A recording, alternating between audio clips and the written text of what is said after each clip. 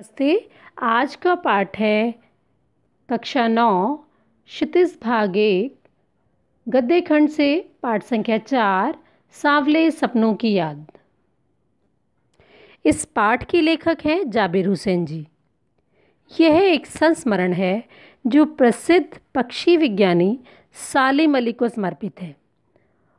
उनकी मृत्यु के बाद डायरी शैली में लिखा हुआ ये संस्मरण है। सालिम अली की मृत्यु पर लेखक बहुत दुखी है। उनके मन में जो भी दुख के भाव उमड़े उनका यहाँ पर वर्णन किया है। सालिम अली एक प्रसिद्ध बर्ड वॉचर थे। पक्षियों के बारे में जानने का शौक बर्ड वॉचिंग कहलाता है। भारतीय पक्षियों के बारे में उनका ज्ञान बहुत अद्भुत था। उनका सारा जीवन पक्षी विज्ञान को ही समर्पित रहा। उनका जन्म सन 1896 तथा मृत्यु 1987 में हुई।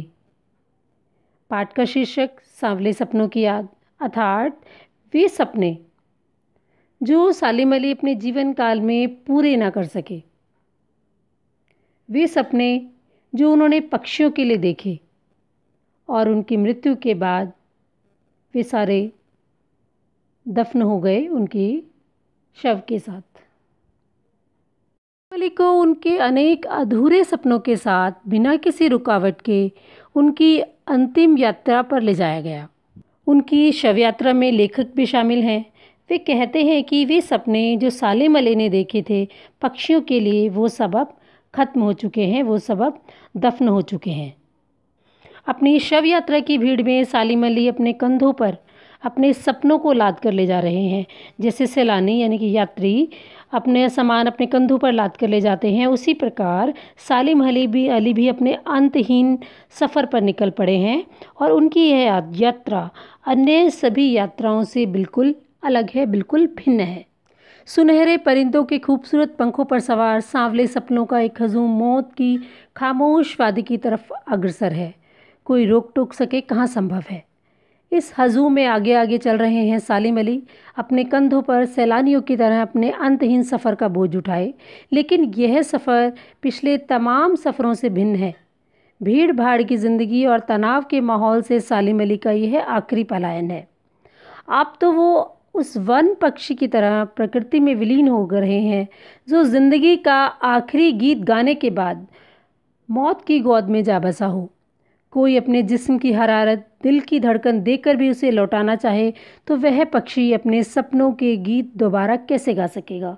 यह सालिम अली की अंतिम यात्रा है। अब वह प्रकृति में उसी प्रकार मिल रहे हैं जैसे कोई पक्षी अपना अंतिम गीत गाकर अपने प्राणों को त्याग देता है। अनेकों प्रयास करने पर भी वह जीवित नहीं हो सकता, अर्थात वह मृत्यु को अब प्राप्त हो चुके हैं।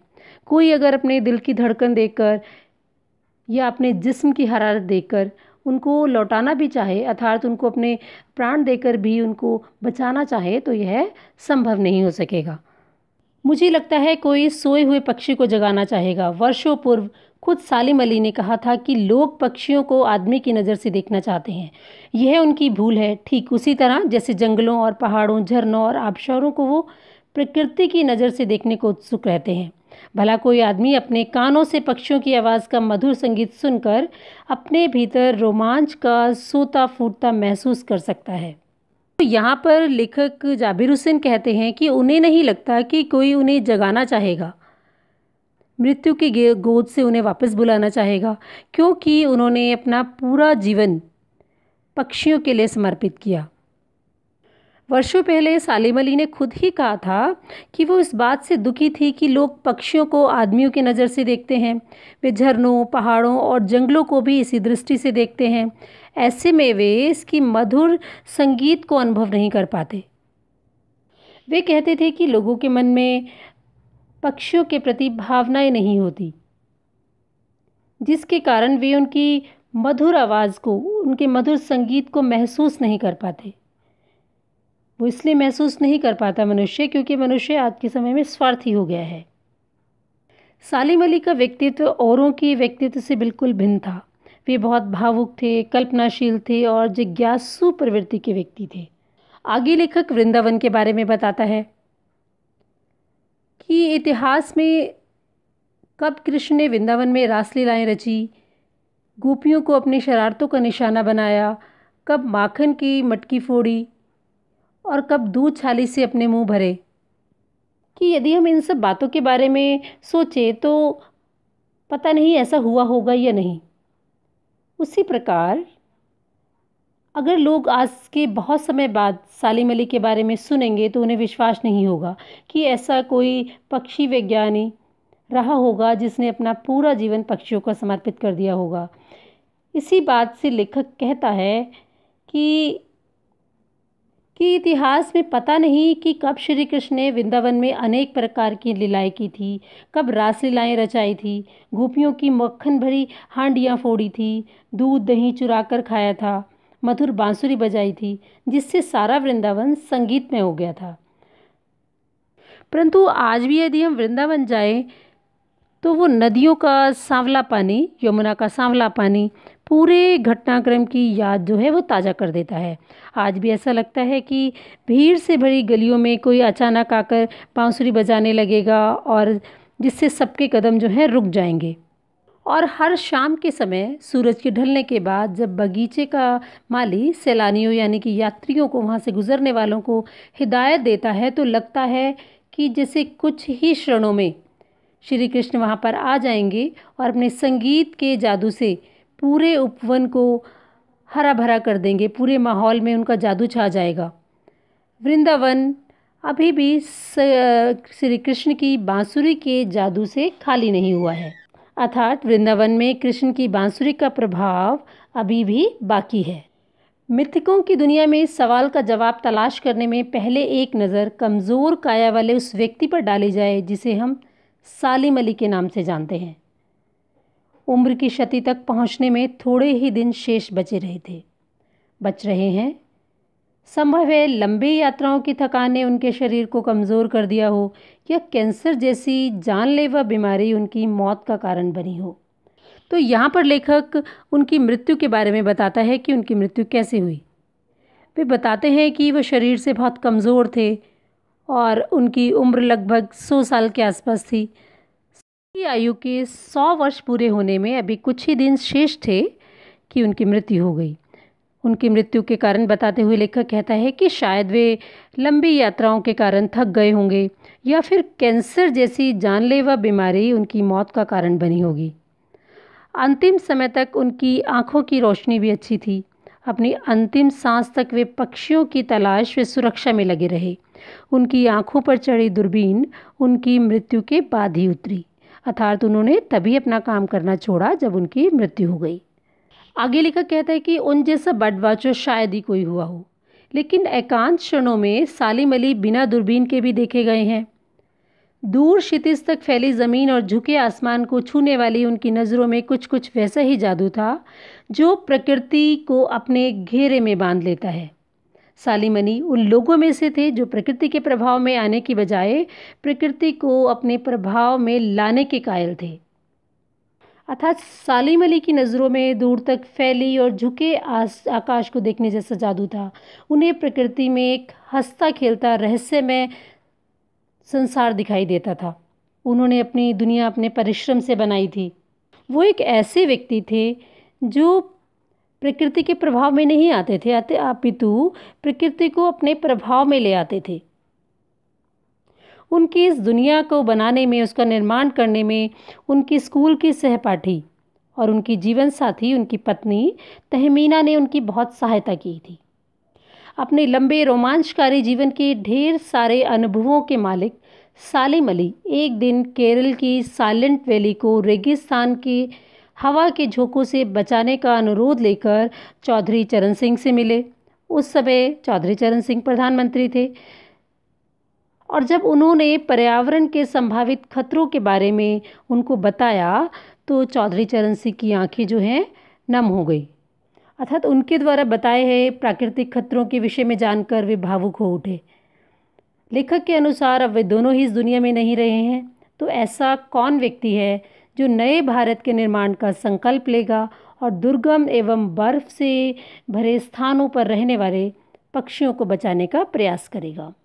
सालिम अली ने अपनी आत्मकथा का नाम रखा था फॉल ऑफ स्पैरो। मुझे याद आ गया, D.H. लॉरेंस की मौत के बाद लोगों ने उनकी पत्नी फ्रीडा लॉरेंस से अनुरोध किया कि वह अपने पति के बारे में कुछ लिखे। यदि फ्रीडा चाहती तो बहुत सारी बातें लिख सकती थी, लेकिन उसने कहा, मेरे लिए लॉरेंस के बारे में कुछ लिखना असंभव सा है। मुझे महसूस होता है कि मेरी छत पर बैठने वाली गौरैया लॉरेंस के बारे में ढेर सारी बातें जानती होगी, मुझसे भी ज़्यादा जानती है। वे कहती है वे अपने पति के प्रेम व्यवहार को शब्दों में बांधने में असमर्थ है। उनका जीवन खुली किताब जैसा है, जैसा उनकी छत पर बैठने वाली गौरैया भी उनसे कहीं अच्छी तरह जानती है उनके जीवन के बारे में। सालिम अली पक्षियों के माध्यम से खोज के नए नए तरीके अपनाते रहे हैं। अपने एक बचपन की बात बताते हैं कि बचपन में सालिम अली की एयर गन से एक नीले कंठ वाली गौरैया घायल होकर गिर पड़ी। इस घटना ने उनके जीवन की दिशा बदल दी और वह गौरैया मानो उन्हें खोज के नए नए रास्तों की ओर ले जाती रही। उसी दिन से वे पक्षियों के विषय में रुचि लेने लगे, प्राकृतिक रहस्यों को जानने के लिए नई ऊंचाइयों को छूने लगे। वे भी लॉरेंस की तरह नैसर्गिक जीवन के प्रतिरूप बन गए। सालिम अली आजीवन भ्रमणशील रहे। उनकी यावरी देखकर लगता है कि आज भी पक्षियों की ही खोज में वो निकले हैं और कुछ ही देर में अपने गले में दूरबीन लटकाए जानकारी लिए वापस आ जाएंगे। लेखक फिर पूछता है अंत में कि तुम लौटोगे ना सालिम अली। तो ये था इस पाठ का सारांश, इस पाठ की व्याख्या। अब हम पढ़ेंगे इस पाठ के प्रश्न उत्तर। इस पाठ का पहला प्रश्न है, किस घटना ने सालिम अली के जीवन की दिशा बदल दी और उन्हें पक्षी प्रेमी बना दिया? इस प्रश्न का उत्तर, एक बार बचपन में सालिम अली की एयरगन से गौरैया घायल होकर गिर पड़ी। इस घटना ने सालिम अली के जीवन की दिशा को बदल दिया। वे गौरैया की देखभाल, सुरक्षा और खोजबीन में जुट गए। उसके बाद उनकी रुचि पूरे पक्षी संसार की ओर मुड़ गई और वो पक्षी प्रेमी बन गए। प्रश्न संख्या 2, सालिम अली ने पूर्व प्रधानमंत्री के सामने पर्यावरण से संबंधित किन संभावित खतरों का चित्र खींचा होगा जिससे कि उनकी आंखें नम हो गई होंगी? सालिम अली तत्कालीन प्रधानमंत्री चौधरी चरण सिंह के पास केरल की साइलेंट वैली को रेगिस्तान से बचाने का अनुरोध लेकर गए होंगे। उन्होंने प्रकृति और पर्यावरण को प्रदूषण से बचाने, पक्षियों की रक्षा और वनों की अंधाधुंध कटाई, ये सब बातें उठाई होंगी। सालिम अली की ऐसी निस्वार्थ बातें और पर्यावरण की चिंता जानकर चौधरी साहब की आंखें नम हो गई होंगी। प्रश्न संख्या 3, लॉरेंस की पत्नी फ्रीडा ने ऐसा क्यों कहा होगा कि मेरी छत पर बैठने वाली गौरैया लॉरेंस के बारे में ढेर सारी बातें जानती है? इस प्रश्न का उत्तर, सालिम अली की तरह लॉरेंस भी पक्षी प्रेमी थे। वे अपने आसपास की गतिविधियों को जानने और पक्षियों के बारे में जानकारी एकत्र करने में समय बिताया करते थे। वे अपनी छत पर बैठने वाली गौरैया के साथ अपनी पत्नी से भी अधिक समय बिताते थे। यही कारण था फ्रीडा ने ऐसा कहा कि मेरी छत पर बैठने वाली गौरैया लॉरेंस के बारे में ढेर सारी बातें जानती है। अगला प्रश्न है प्रश्न संख्या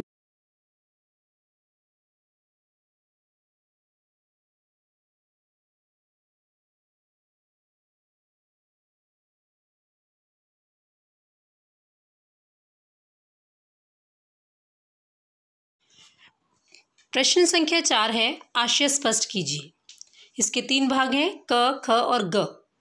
क भाग है, वो लॉरेंस की तरह नैसर्गिक जिंदगी का प्रतिरूप बन गए थे। ख भाग है, कोई अपने जिस्म की हरारत और दिल की धड़कन देखकर भी उन्हें लौटाना चाहे तो वह पक्षी अपने सपनों के गीत दोबारा कैसे गा सकेगा। इसका ग भाग है, सालिम अली दुनिया में एक टापू की बजाय एक अथाह सागर बनकर उभरे थे। क भाग का उत्तर है, लॉरेंस का जीवन बहुत ही सीधा साधा था। प्रकृति के प्रति उनके मन में सदैव जिज्ञासा रहती थी। उनका व्यक्तित्व भी बहुत ही सादा और सरल था। लॉरेंस की तरह सुलझा हुआ था, सरल स्वाभाविक था। यहाँ ख भाग का उत्तर है, यहाँ लेखक का आशय कि मृत व्यक्ति को कोई जीवित नहीं कर सकता। हम चाहे कुछ भी कर लें पर उसमें कोई हरकत नहीं ला सकते। ग भाग का आंसर है, सालिम अली प्रकृति के खुले संसार में खोज करने के लिए निकले। उन्होंने स्वयं को किसी सीमा में कैद नहीं किया। वे एक टापू की तरह किसी विशेष स्थान पर नहीं सीमित नहीं थे, वे अथाह सागर की तरह थे। वे एक टापू की तरह किसी स्थान विशेष या पशु पक्षी विशेष से सीमित नहीं थे। उन्होंने अथाह सागर की तरह प्रकृति में जो कुछ भी अनुभव किया उन्हें संजोया। उनका कार्यक्षेत्र बहुत ही अधिक विशाल था। अब हम लोग अगले प्रश्न पढ़ने जा रहे हैं। प्रश्न संख्या 5 है, इस पाठ के आधार पर लेखक की भाषा शैली की 4 विशेषताएं बताएं। लेखक की भाषिक शैली की विशेषताएं इस प्रकार से हैं। इनकी शैली चेतात्मक है। पाठ को पढ़ते हुए इसकी घटनाओं का चित्र उभर कर हमारे सामने आता है। लेखक ने भाषा में हिंदी के साथ साथ कहीं कहीं उर्दू और कहीं कहीं अंग्रेज़ी शब्दों का भी प्रयोग किया है। इनकी भाषा अत्यंत सरल और सहज है। अपने मनोभावों को प्रस्तुत करने के लिए लेखक ने अभिव्यक्ति शैली का सहारा लिया है। प्रश्न संख्या 6, पाठ में लेखक ने सालिम अली के व्यक्तित्व का जो चित्र खींचा है उसे अपने शब्दों में लिखिए। सालिम अली प्रकृति के प्रेमी थे। प्रकृति और पक्षियों के प्रति उनके मन में कभी न खत्म होने वाली जिज्ञासा थी। लेखक के शब्दों में उन जैसा बर्ड वॉचर शायद ही कोई हुआ हो। उन्हें दूर आकाश में उड़ते पक्षियों की खोज करने तथा उनकी सुरक्षा के उपाय खोजने का बहुत ही शौक था। वे स्वभाव में ऐसे घुमक्कड़ थे। लंबी यात्राओं ने उनके शरीर को कमज़ोर कर दिया था। व्यवहार में वे सीधे साधे और भोले भाले इंसान थे। वे बाहरी चकाचौंध और विशिष्टता से हमेशा दूर रहे थे। प्रश्न संख्या 7, सांवले सपनों की याद शीर्षक की सार्थकता पर टिप्पणी कीजिए। सांवले सपनों की याद यह रहस्यात्मक शीर्षक है।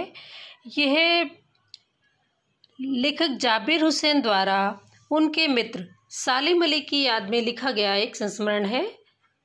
सांवले सपने मनमोहक इच्छाओं के प्रतीक हैं। ये सपने प्रसिद्ध पक्षी प्रेमी सालिम अली से संबंधित हैं। सालिम अली जीवन भर सुनहरे पक्षियों की दुनिया में खोए रहे। वे उनकी सुरक्षा और खोज के सपनों में खोए रहते थे। उनके जैसा पक्षी प्रेमी कोई नहीं हुआ। इसलिए आज तक सालिम अली आज नहीं हैं तो लेखक को उन सांवले सपनों की याद आती है जो सालिम अली ने अपनी आंखों से देखे थे और उनके आंखों में बसे हुए थे। ये शीर्षक सार्थक है किंतु इसका गहरा रहस्य है, रहस्यात्मक है, रहस्य से भरा है। चंदन की तरह घिस घिस कर इसके अर्थ तथा प्रभाव तक पहुंचा जा सकता है। तो बच्चों, ये थे इस पाठ के प्रश्न उत्तर और इसकी व्याख्या। धन्यवाद।